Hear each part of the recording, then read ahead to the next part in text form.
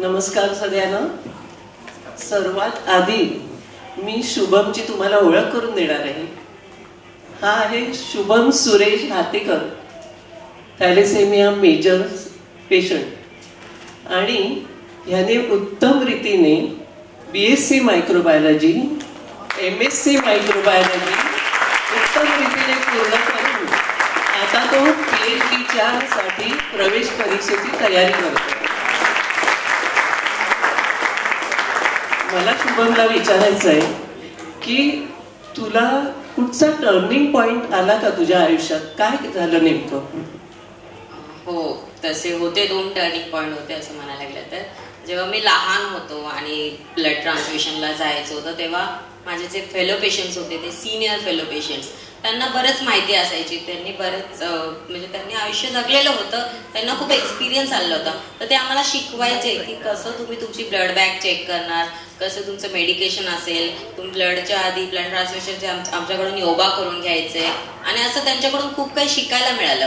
तर ते मी घेतलं स्वतःहून, आणि मी पण असं विचार केला की मी एक छान इंडिपेंडेंट लाईफ जगू शकतो जर हे सगळं फॉलो केलं तर. आणि दुसरा पॉइंट म्हणजे की मॅडमचे सेमिनार्स असायचे, आणि बरेच असे सेमिनार्स असायचे ज्याच्यामध्ये थॅलेसेमियाची माहिती द्यायची, कसं मेंटेन ठेवायचं स्वतःला त्याची माहिती द्यायची. तर ते एक सेमिनार मी माझ्या आईसोबत अटेंड करायचो आणि आवर्जून अटेंड करायचो. तिथून माझी माहिती गोळा व्हायला लागली.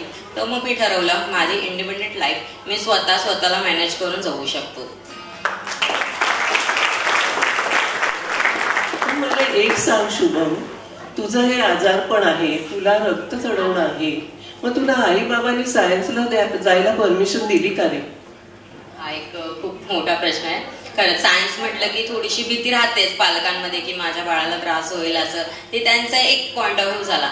पण माझी इच्छा होती की मला कळून सुटले की मी सायन्स घेणार, थॅलेसेमियाबद्दल जाणून घेणार, स्वतःची काळजी व्यवस्थित घेऊ शकतो, आणि मला क्लिनिकल फील्डमध्ये जायचं होतं, ही एक माझी इच्छा होती. तर मी आईला एकच शब्द बोललो, आई घेऊ का ग मी सायन्स?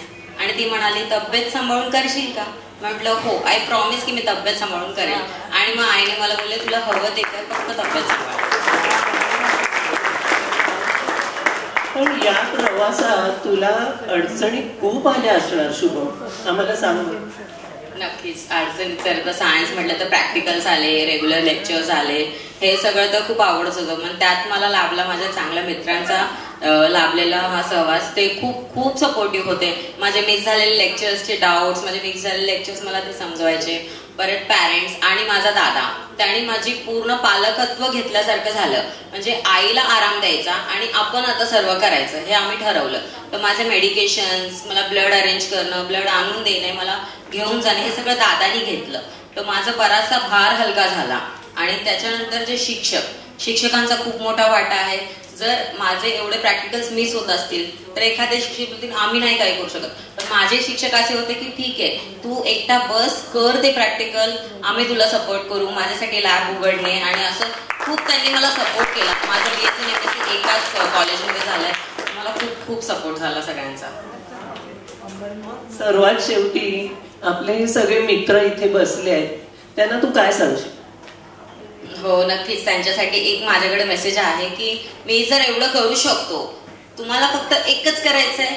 जे आपले डॉक्टर्स आहेत, आपली पूर्ण टीम आहे, ते जे सांगतील ते व्यवस्थित फॉलो करा, व्यवस्थित फॉलोअप्स घ्या, प्रिस्क्राईब मेडिसिन्स, आणि आपलं ब्लड ट्रान्सफ्युजन प्रॉपरली घेतलं की एकदम मस्त हॅप्पी लाईफ जगायची. काही नेगेटिव्ह विचार करायचा नाही, काही डिप्रेशन वगैरे करायचं नाही, मस्त सगळं आपला अभ्यास करायचा, व्यवस्थित राहायचं, जगायचं बिंदास. सगळं करू शकतो आपण, असं काय नाही काय करू शकतो. मी PhD करणार म्हणजे करणार.